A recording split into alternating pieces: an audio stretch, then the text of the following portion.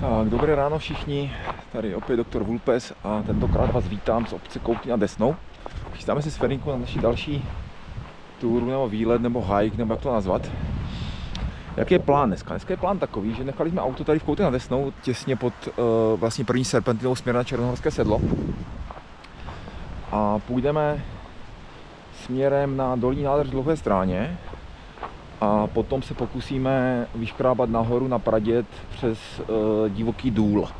Pokud to klapne, tak dojdeme na Praděd a potom normálně přes Švajcku, buď přes Černohorské sedlo, nebo přímo potom jako do Koutu zpátky. Mělo by to být kolem 20 km, výškový převýšení měl být zhruba 900 metrů. Takže celkem jako hezká túra. Ne moc jako dlouhá, ale tím, že jako je sníh, tak samozřejmě to bude jako trošičku náročnější, takže tak. Teďka mě čeká prvních 5 km, no 5-6 km vlastně tady po té asfaltce obslužné, která vede k té dolní nádrži Dlouhé Stráně, což je vždycky taková trošičku jako nuda, ale potom zas ten Divoký důl je jako za odměnu. Tak, co jsem ještě neřekl, neřekl jsem, že je zhruba minus 5 stupňů Celsia, takže celkem kosa a nahoře na Pradědu bude asi ještě výrazně jako větší zima, ale zase na druhou stranu mělo být dneska celý den světí sluníčko, takže by to mělo být jako hodně hezký, takže těšíme se velmi. To mi připadá jako celkem zajímavý. Je tady takový vodopádek a krásně tady zmrzlé.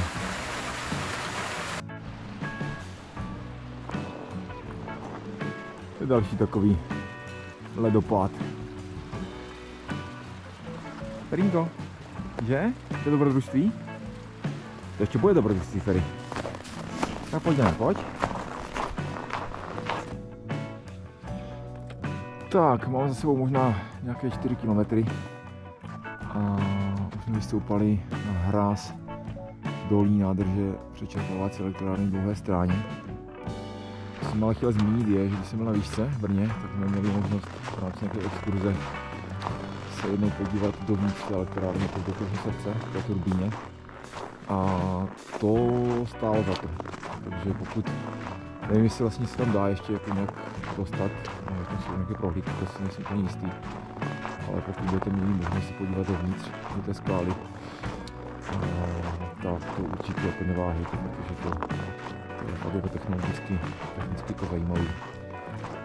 Jsme už vlastně na konci té cesty, která vedla podél té dolní nádrže Dlouhé Stráně. A teďka právě budeme odbočovat tady tímto směrem na ten Divoký důl. Tady jsme se ještě s Ferinkou svačinku a chci moc poděkovat přítelkyni, protože přítelkyně dělá naprosto nejlepší, nejúžasnější svačin, co si dokážete představit a prostě to jako miluju. A teďka se mi jak to teda dopadne, protože já vůbec nevím, jak ta cesta tam bude vypadat a jak moc to divoký bude, ale doufám, že projdeme. Máme nesmyky, máme hulky, ta cepí nemám, ale to si myslím, že nebude potřeba. A držte nám palce teda, jo? Jdeme na to. Tak tady touto divočinou prostě půjdeme nahoru na Praděd. Těšíme se. Tak. Jdeme na to. Divoký důl je podle mě jedno z nejhezčích míst v Jeseníkách. A spousta lidí ho nezná. Když se jezdí do Jeseníku, tak se jezdí na Praděd, na Ovčárnu, tam je to Václavák. Často se jezdí na údolí Bílé Opavy, což je taky jakože hodně hezký místo, ale taky je tam jako často hodně lidí, protože to hodně známe. Už méně lidí jezdí jako třeba na Keprník a Šerák. Hodně lidí jezdí samozřejmě na Dlouhé Stráně jako na horní nádrž. Protože proč? Protože tam vede lanovka, že jo? A kam vede lanovka nebo kam jezdí autobus, tam vždycky hrozně moc lidí. Každopádně Divoký důl je takové ostře zaříznuté údolí do masivu Pradědu a dá se skrz to údolí vystoupat nahoru. Je to krásné, je to tady prostě krásné.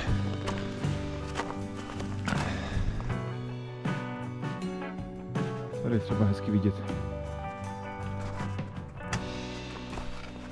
No ledopád.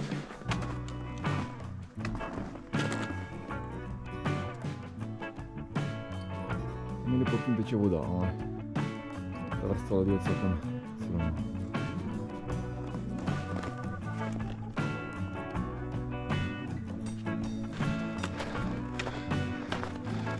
Se můžeme podívat.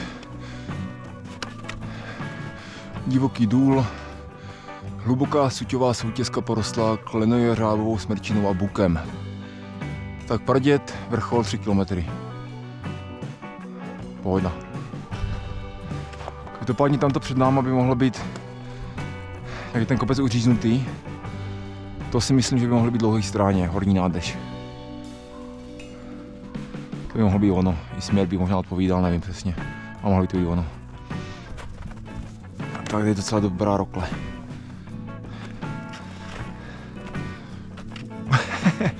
Ferinko, klouže to, že?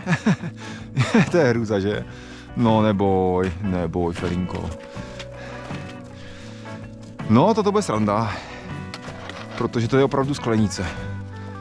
To je opravdu sklínka. Oj.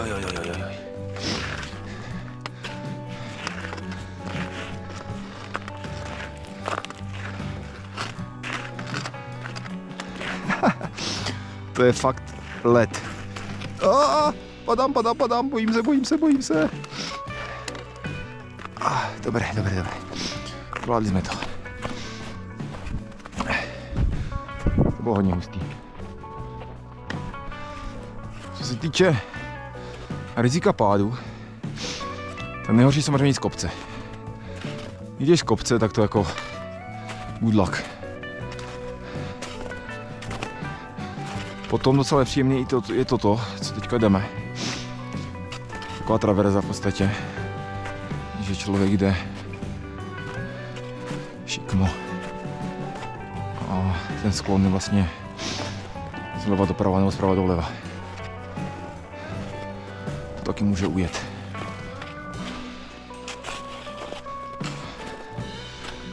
Čím dál víc sněhu. Což je logický. Dobré je, že dneska nesněží. Že je prostě krásná modrá obloha. Až vyjdeme nahoru, to bude svítí sluníčko. Protože jsme byli v těch Beskydech posledně. Na té úrampě, na tom smrku.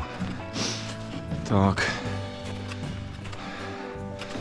Byl sice pohádkový, ale jako byl to celkem blizzard. Hodně fučelo a hodně sněžilo.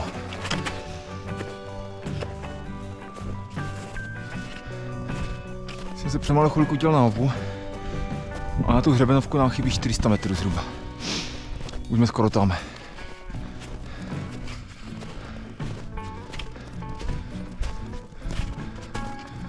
To je krásný smrk. To je obrovský smrk. Takový smrky prostě dole nerostou.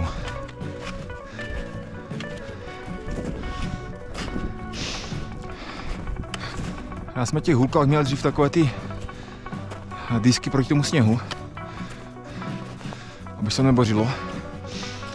Ale já nevím, kde jsou, prostě, já jsem je nestratil asi. Tak jsem bez nich. Nevadí. To je co? To je krása.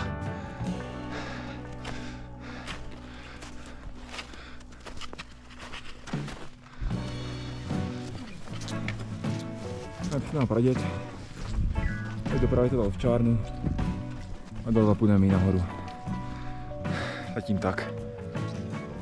14 metrů nad mořem jsme celkem hustý. Půjdeme dál. To sluníčko je teďka schované za tím Pradědem a toto vypadá jako impozantně. To vypadá krásně, to si vyfotím ani na mobil. Každopádně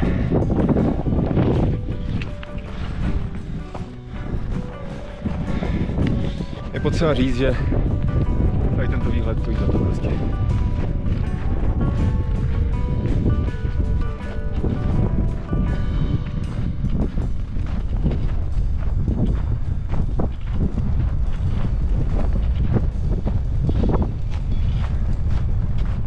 Tam je horní nádrž Dlouhé Stráně.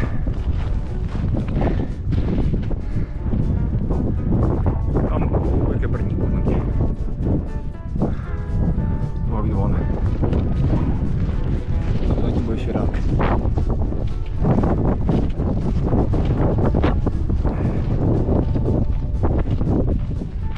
tady je Petrovy kameny.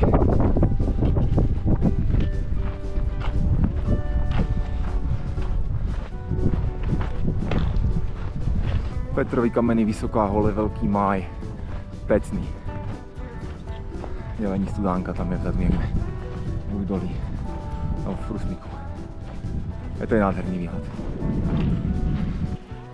Tak jo, půjdeme teďka s Ferinkou na švýcárnu a na švýcárně se rozhodneme, jestli půjdeme přes Vysoký vodopád na Bělou pod Pradědem, nebo půjdeme na Černohorský sedlo, nebo půjdeme do Koutu Nesnou, takže tam se rozhodneme. Jo, tak čau. Tak, blížíme se ke švýcárně. Takže se s Ferinkou chviličku odpočineme. Asi si dáme svačinu a potom se rozhodneme, co dál, ale pravděpodobně vlastně jako zachováme ten původní plán a půjdeme rovnou potom dolů do Koutu a Nesnou, protože ten divoký důl mi dal celkem zabrat. Tam jsem šel z Pradědu, stalo takové fopáčko na té široké cestě, co je vlastně z Pradědu směr na Ovčárnu, na té asfaltce. Z ničeho nic, uprostřed cesty, najednou Ferinka začala srat. A hroznou hromadu tam vysrala. Takže jsem to musel vzít normálně do sáčku, že jo, a tady na švýcárně doufám, že byl nějaký koš, takže bych to vyhodil. A se mě lidi dívali jako ty, jako největšího odpadlíka. Ale tak příroda zavolala, na Ferinku to přišlo, tak prostě musela, no, tak to tam jako nechala, já jsem to musel zebrat. Bylo funny. Nevadí, toto je švýcárna. To by bylo...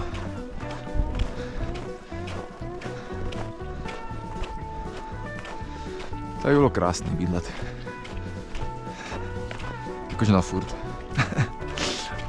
Ne, to asi není úplně reálný, ale je to moc krásně prostě.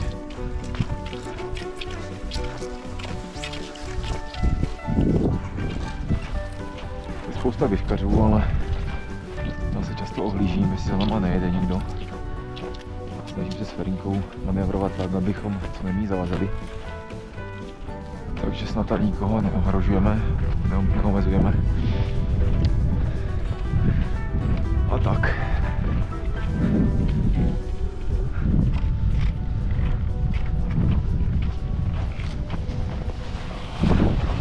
Tady je zvonička, obligátní buddhistické thanky. No, já jsem ten sáček s tím hovnem docela jakože utáhl, ale stejně mám pocit, že to trochu jakože prosakuje z hlediska jako smradu. Takže mám pocit, že se mnou táhne taková jakože odér. A potřebuji se toho zbavit. Takže snad to bude tady někde koš. Musí být, doufám. Nechtěl bych to míst až dolů. Tak Ferinko, čekej, neboj, čekej. Pojď tady. Hodno. Tak, tady je to. Tak. Už jsme celkem nízko pod švýcárnou směrem na Kouty nad Desnou. Myslím si, že to bude ještě k autu možná tak 2,5 kilometru. A my jsme teďka se už odchýlili od té hlavní běžkařské magistrály, takže já jsem mohl Ferinku zase pustit na volno. Tady běžkaři chodit nebudou, takže to je takové jakoby volnější pro nás. Blížíme se k autu, ke konci dnešní tury. A to znamená, že možná už šance to celé jako uzavřít. Musím říct popravdě, že dneska to moc jako nešlo. Jako ten první úsek byla úplná pohoda kolem vlastně té dolní nádrže Dlouhé Stráně. Ale potom tím divokým dolem nahoru, tam jsem se celkem vyšťavil. A jakože potom jako na tom Pradědu jsem byl celkem už unavený. Nevím, čím to je, nevím, jestli je to tím, že prostě mám ještě formu, nebo jestli je to tím, že prostě teďka mám jako v práci docela hodně jako fofry. Takže jsem trošku jako pod stresem a celkově si cítím tak jako slabší a jako horší. Takže to možná i tím. Každopádně musím říct, že dneska to celkem jako nešlo. No. To ale nevadí, i tak to stálo za to. Je potřeba to tělo začít zase zvykat na jako nějakou aktivitu. Bude to dneska 21 kiláků nebo 20,5, což je pěkný. 900 metrů výškových převýšení, to je taky pěkný. Takže celkem hezký trénink a hlavně to bylo v mých milovaných Jeseníkách. Takže ještě jednou, šli jsme dneska z Koutu na Desnou. Auto máme nechané na konci Koutu směrem na Černohorské sedlo, tam jak začínají serpentiny. Tam je takové malé parkovišťátko, tak tam jsem to nechal. Potom jsme šli směrem k dolní nádrži Dlouhé Stráně, myslím, že to byla modrá značka. Prošli jsme kolem té dolní nádrže a potom jsme odbočili prudce doleva do kopce a divokým dolem jsme se vyškrábali nahoru na Praděd. Potom z Pradědu jsme šli na Švicku a ze Švicky pomaličku po zelené se kutálíme dolů zase do Koutu na Desnou k autu. Tak to je pro dnešek všechno. Uvidíme se zase na nějakém dalším hajku nebo na nějakém další výběhu. Jo? Čau.